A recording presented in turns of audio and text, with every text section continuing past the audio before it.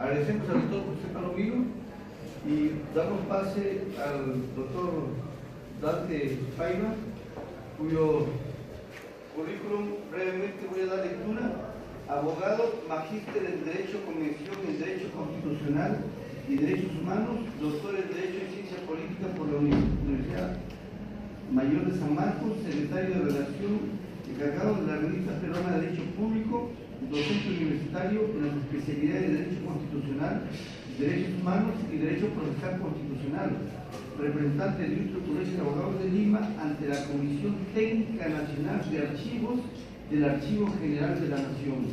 La ponencia que va a sustentar se titula La gratuidad de la educación superior en la Constitución de 1993. Pues vamos con un aplauso. Muchas gracias, muy buenas tardes por todos, distinguidos asistentes, queridos colegas de la mesa. En esta oportunidad voy a abordar la temática de la gratuidad de la educación superior establecida en nuestra Constitución vigente, la cual considero requiere una reforma, y es una reforma que va pasando el tiempo, ya tiene más de 15 cambios la Constitución, 4 este año, pero nadie ha dicho nada del artículo 17. ¿Por qué es importante cambiarlo? Porque es necesario debatir sobre ello e invocar al constituyente, y tienen la ponencia también ahí impresa para que la puedan revisar con detalle, y nos guiaremos con las diapositivas respectivas. Antes de seguir, bueno, para mí es un enorme placer, un enorme gusto compartir la mesa precisamente con el doctor Palomino Manchego, porque esta ponencia surge de la tesis que realicé para el grado de magíster, y él fue el asesor. Definitivamente, también fue mi asesor en el título de abogado, en la tesis que realicé, y recientemente en la tesis que elaboré para mi grado de doctor, la cual se va a exponer luego en la mesa nueva. Entonces, un enorme privilegio y gusto, y vamos a compartir prácticamente los hallazgos que hicimos, porque como asesor él guió esta investigación. ¿Qué tenemos que decir sobre esto? Bueno, el sumario ya está allí. Y podemos abordar varios tópicos sobre a qué se refiere la gratuidad de la educación, en qué niveles se desarrolla, pero lo más importante es qué ocurre con la Constitución peruana vigente. A continuación vamos a ver una noticia muy reciente, del mes pasado. 5 estudiantes de la Universidad Nacional de Piura, justo el terruño del doctor Eto Cruz, que aquí nos acompaña, han estado protestando, estudiantes, y lastimosamente han sido detenidos. Esto, como pueden revisar allí, 4 de mayo del 2017. ¿Qué pasa o qué ha sucedido ahí? Principalmente los estudiantes, ¿por qué se han movilizado? El problema recurrente: cobros, costos, tasas, querer arancelar la educación de la Universidad Nacional o la Universidad Pública. Esto ha ocurrido hace un par de meses atrás, pero no es algo nuevo. En realidad, constantemente, periódicamente, surgen protestas entre estudiantes con la universidad. El motivo: la gratuidad de la educación. A partir de ello es que decidí, en el momento en que investigué sobre el tema para la maestría, ver qué decía la Constitución. Vengo de un hogar en el cual se apostó por la educación privada. Para mí y mi hermano somos dos, en un buen colegio, ¿no? Pero para el tema universitario nos dijeron: aspiren a las mejores universidades. Tanto mi hermano y yo logramos ingresar a universidades públicas, era la Universidad Nacional de Ingeniería, y quien les habla, San Marcos. Y nos encontramos con otra realidad. Uno viene de un colegio católico, religioso, con muchos privilegios y comodidades, pero luego te encuentras con la realidad nacional masiva, Tenemos más de 100 universidades en el Perú, casi una por provincia. Pero ¿cuáles son los problemas que afrontan y qué tiene que ver la Constitución en esta? Esa fue nuestra primera pregunta cuando desarrollamos nuestra tesis. Y como pueden revisar en los materiales, el artículo 17, que me voy a permitir leer textualmente, en su primer párrafo nos señala lo siguiente. Disculpen un momento. Gracias. Nos dice lo siguiente. La educación inicial, primaria y secundaria son obligatorias. Constitución del año 93 actual. En las instituciones del Estado la educación es gratuita. En las universidades públicas el Estado garantiza el derecho a educarse gratuitamente a los alumnos que mantengan un rendimiento satisfactorio y no cuenten con los recursos económicos necesarios para cubrir los costos de la educación. Eso dice la Constitución. La norma fundamental que debe garantizar derechos en este párrafo nos limita de arranque. No hay educación gratuita en las universidades públicas a menos que tengas rendimiento satisfactorio y no cuentes con recursos. Muchos pueden preguntar, ¿y qué hay de malo en eso? Si no tienes recursos, bueno, que te den una universidad gratuita. Y si tienes mejor rendimiento, es indispensable. Pero consideramos que la Constitución no debe ser la norma para limitar. Debe ser la norma de garantía, la norma base de principios y sobre todo, lo más importante, es fomentar la integración del país. La educación superior como derecho, de acuerdo a la UNESCO, es un derecho fundamental y por eso es que nos llama la atención qué pasa con la realidad. En la siguiente imagen vamos a poder revisar, por favor, lo que decía el doctor Palomino Manchego también, el artículo 18, que pone el marco de para qué sirve la universidad, por qué debe haber una educación universitaria, principalmente la formación profesional, la difusión cultural, la creación intelectual, artística y la investigación científica. Pero volvamos, continúa una más por favor, volvamos a lo que dice la Constitución vigente. Hemos hallado 4 situaciones que se pueden presentar de acuerdo a cómo redacta nuestra norma fundamental el tema de la gratuidad.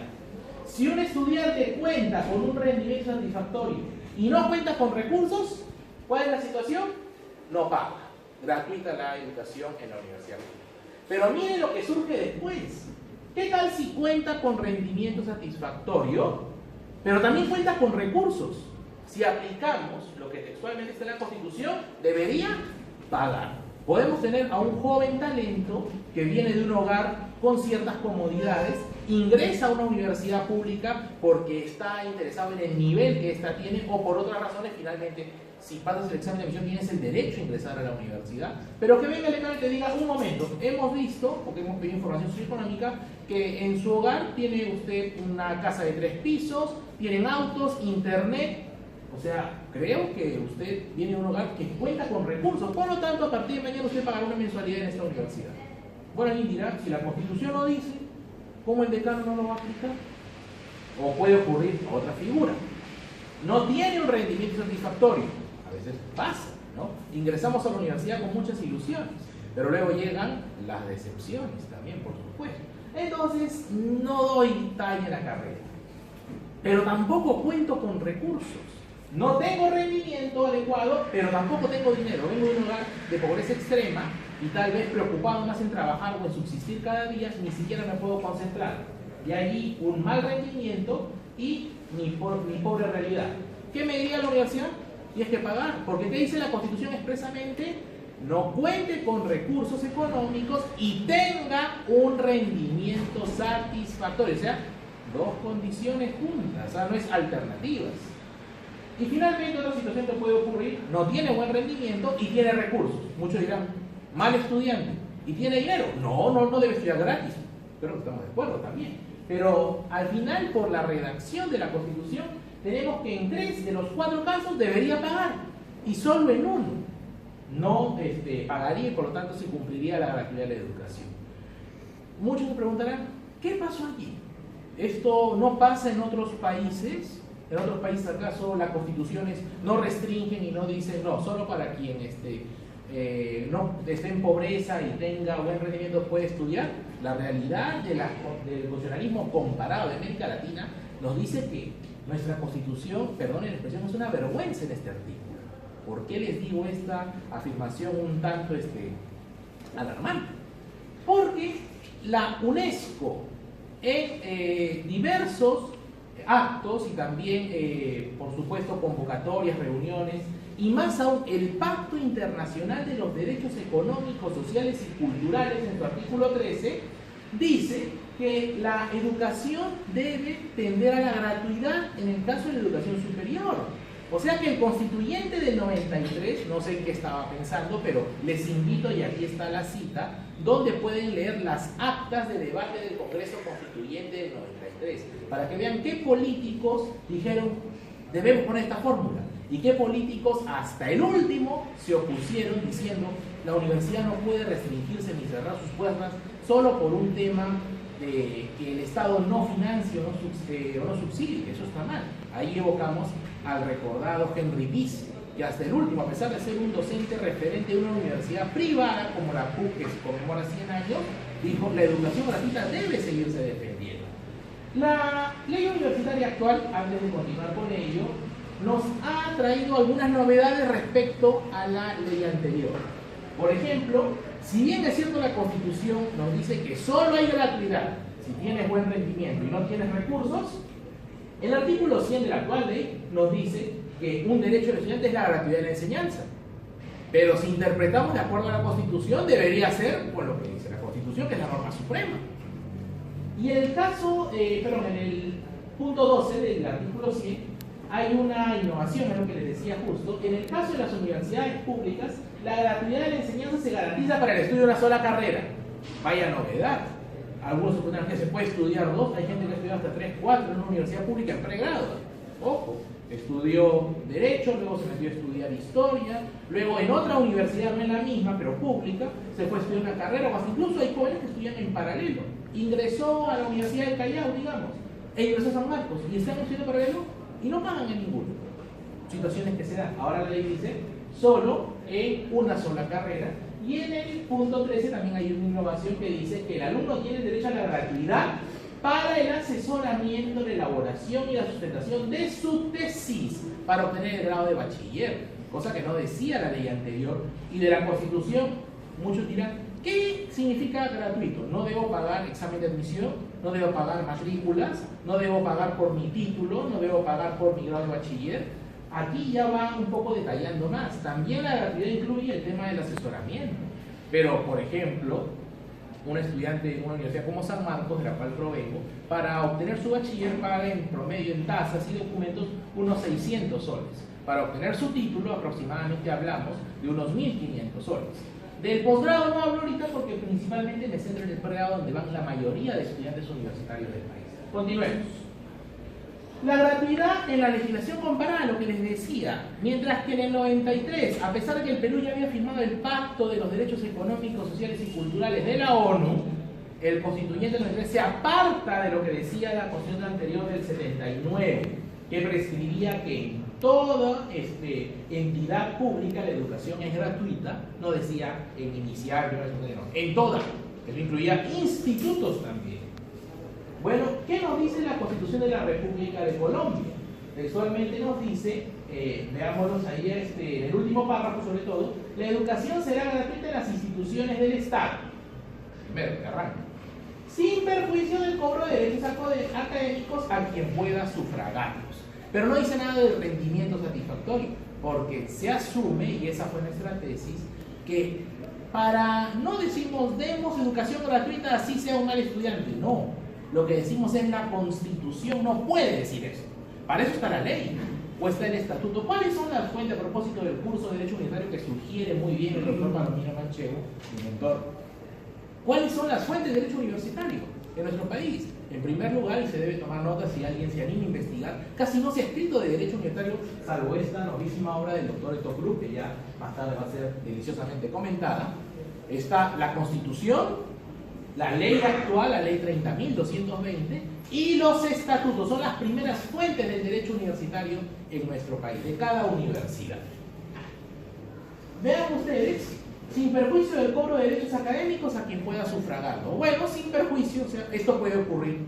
Tal vez no ocurra, pero podría. En cambio, nuestra Constitución dice no, Solo se garantiza a quien tiene buen rendimiento y no tiene recursos. La Constitución del Ecuador, que en realidad es un referente en el tema universitario para toda América, también por lo que es reciente, año 2008, ¿no? ¿Qué nos dice expresamente? La educación superior pública será gratuita hasta el tercer nivel. ¿Qué significa tercer nivel? Lo he investigado, ellos le llaman tercer nivel al pregrado. El pregrado. Ya otros niveles vienen a ser el posgrado. Pero tiene esa misma orientación. La educación, así sea la universidad, tiene que ser gratuita.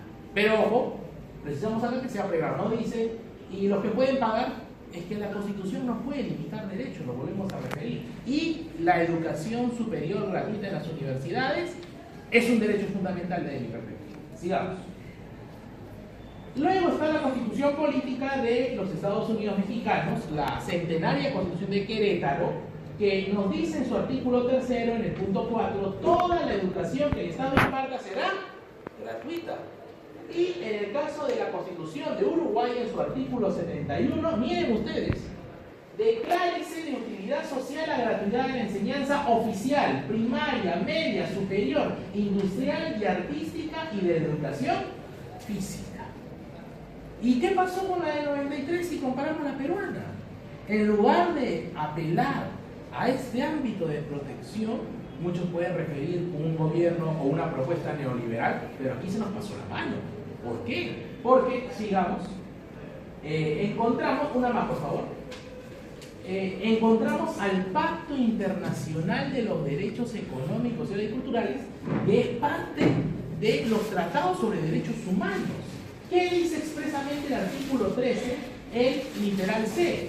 La enseñanza superior debe hacerse igualmente accesible a todos, sobre la base de la capacidad de cada uno, por cuantos medios sean apropiados y en particular con la implantación progresiva de la enseñanza gratuita. O sea, mientras que la ONU dice, incluso en universidades debe haber educación gratuita, ¿qué nos dice la Constitución actual? Esto solo ligado al rendimiento y que no tengas recursos. ¿Pero por qué? Incluso, volviendo a lo que el supuesto que también citó el doctor Eto y el doctor Palomino sobre el caso de la edad de los docentes y cómo el tribunal se ha contradecido, podríamos decir que también la Constitución peruana vigente contradice un pacto anterior. Y es una situación, vuelvo a referirlo, de escándalo. Y los invito en realidad a que veamos, que está libre en el SPIC, los abogados conocemos el SPIC, está accesible en internet, todas las actas que están justamente donde se encuentra alojada la Constitución, todas las actas del Congreso Constituyente Democrático, y ahí se va a ver que hubieron tres posiciones, los que decían, por la fórmula actual, los que por otro lado decían de que no, que debería respetarse lo que estableció la Constitución del 79, esto es, que la educación es gratuita, pero no olvidemos, y no quiero decir con esto y me reafirmo, en que todo estudiante, una vez que ingresa ya puede seguir estudiando gratis por el resto de su vida. No, porque estudiante universitario solo debe ser aquel que lo merezca. Esa es mi tesis también. ¿En qué sentido? Una persona que se esfuerce, una persona que se dedique. Los 70s y los 80s ya pasaron, donde solo había una máquina de escribir, bibliotecas y papel. Hoy en día tenemos internet, fibra óptica, redes, ya no hay bibliotecas virtuales, ya no hay pretexto para decir no tengo recursos para estudiar. En una cabina de una sola hora, 2 horas puedo investigar cualquier cantidad, sin necesidad incluso de gastar en pasaje para ir a la universidad. Entonces, hoy en día sí debemos ser más exigentes. La universidad debe ser gratuita, completamente, pero es tarea de los decanos, de los jefes de escuela, de toda la organización administrativa unitaria, garantizar de que los estudiantes rindan, estar atrás de ellos.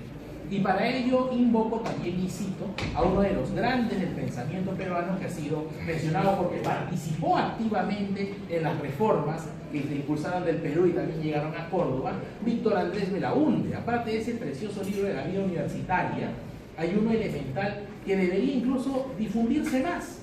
Deberíamos debatirlo y compartirlo en clase, los profesores que están aquí presentes. La realidad nacional. En la realidad nacional, Víctor Andrés Belaúnde, sobre todo en la segunda parte de otros problemas peruanos, da su visión de la universidad. Y no olviden que la realidad nacional es la respuesta de la doctrina social de la Iglesia que abrazó Víctor Andrés Belaúnde a los 7 ensayos de interpretación de la realidad peruana de José Carlos Mariátegui. Un debate que debería, digamos, ahora que estamos próximos al bicentenario, retomarse. Porque Víctor Andrés reconoció las propuestas de Mariátegui, denunció los errores, pero dijo también hay puntos que denuncian que son ciertos. Pero desde mi perspectiva, de la perspectiva de la organización de la Iglesia, desde una visión del capitalismo, pero con un rostro humano que no deprede y devore, incluso el Papa Benedicto XVI, lo va a poder ver usted acá en los materiales, hace una invocación también sobre la educación superior gratuita, apelando a la solidaridad, que es uno de los valores más preciosos que nos hace humanos. Para concluir, nuestra propuesta es que el artículo, porque siempre tenemos que proponer algo, no se trata solo de criticar, para renegar ya están los noticieros todos los días. Este tipo de eventos es para generar propuestas y para que aquí los presentes también tomen la posta. Porque hace un momento decíamos, falta material de derecho unitario. Tal vez alguien de aquí pueda decir, voy a investigar sobre derecho unitario y voy a proponer algo y voy a aportar algo al país. Eso está muy bien. Decimos que debe modificarse el artículo 17 actual. ¿A qué fórmula? La siguiente. La educación inicial, primaria y secundaria son obligatorias. La educación impartida en las instituciones del Estado es gratuita, comprendiendo el nivel básico, nivel profesional, técnico. No hay que olvidarnos de los institutos que tanta mano de obra generan valiosa e importante, y al pregrado en el nivel superior. Pero eso sí, que la ley y los estatutos claramente definan: estudiante que nacice, bueno, se le dará la oportunidad, tal vez tiene problemas vocacionales, y es que la universidad es vocación. ¿Cuántos hemos tenido, y algunos son acá graduados y otros estudiantes, es natural que a veces no tenga su crisis en la universidad? ¿Estaré en la carrera correcta? ¿Por qué me desaprueban tanto? Yo he sido alumno del doctor Palomino Manchego 3 años, no fue fácil aprobar sus cursos, pero bueno, era la vocación, y más aún los cursos de constitucional. El doctor Leo también me enseñó en la maestría, por supuesto, y siempre lo recordamos con mucho cariño, hasta hicimos padrino de la promoción. Entonces, claro, sí. Entonces, pero son los maestros los que te fomentan esa vocación, y decir que a pesar que es difícil, porque es que el profesor luego sea también no significa que voy a aprobar gratis, no, tampoco cobrando, nunca se aprueba eso. Es ponértela difícil, pero que estés convencido de lo que quieres. Solo así se determina. Gracias por su atención.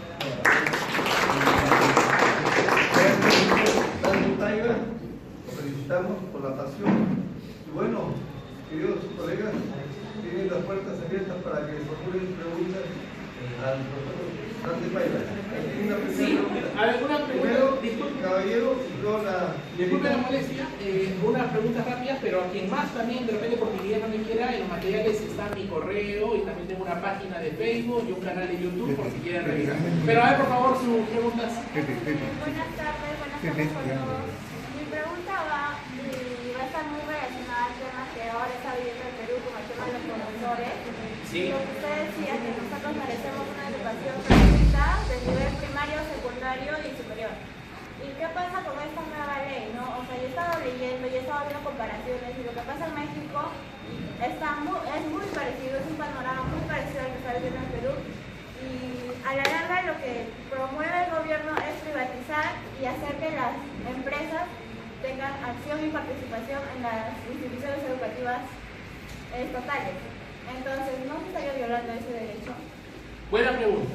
La cuestión es de que la iniciativa privada a nivel educativo es bienvenida, siempre y cuando sea regulada. La Centenaria PUC fue una iniciativa privada y vean qué buenos cuadros ha generado. Lo que debe evitarse es la corrupción en el nivel universitario y también en el nivel educativo. Hay casos de colegios que tienen profesores, pero ninguno ha pasado por la universidad. No tienen infraestructura, no tienen ni siquiera un jardín para los niños, lo llevan al parque poniéndose a peligros. En el sentido que no estoy en contra de que se dé apertura a la iniciativa privada, pero el Estado no puede dejar de cumplir su deber. Y hay alternativas como por ejemplo el caso de Beca 18. No tenemos unidades para tanto, pero a los talentosos vamos a financiarles en una universidad privada. Sigue habiendo gratuidad. Sin embargo, ahí viene el rol fiscalizador del Estado, que no se cumple bien, y en ese ámbito es del derecho administrativo, que asegure, que el hecho de generar educación gratuita no quiere decir que esta sea de mala calidad, ¿no? Parte del derecho fundamental de la educación es que esta sea de calidad, lo ha ratificado el Tribunal Constitucional y es aplicable en todo nivel. Y ante una denuncia de verse, como muy bien usted observa, de que tal vez esto podría hacer que se privatice toda la educación, siempre está Vox Populi y Vox Dei. Esto es que los estudiantes y los agentes educativos también, los propios padres, la comunidad, de su voz de protesta, y como se logró, incluso Córdoba nos recuerda, que la población debidamente organizada puede hacer retroceder hasta los improperios más infames de los demoníacos poderes públicos. Siguiente pregunta.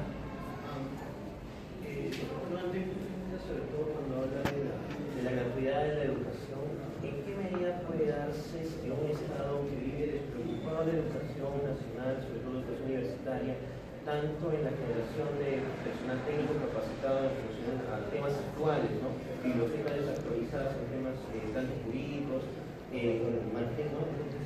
¿En qué medida puede darse la gratuidad de educación? Ahora, ¿por qué pregunto esto? Porque finalmente se llevó un debate en San Marcos acerca de en qué medida pueden los alumnos generar, ¿no? Ellos mismos poder ampliar sus conocimientos de lo que ya el profesor también se compromete en dar.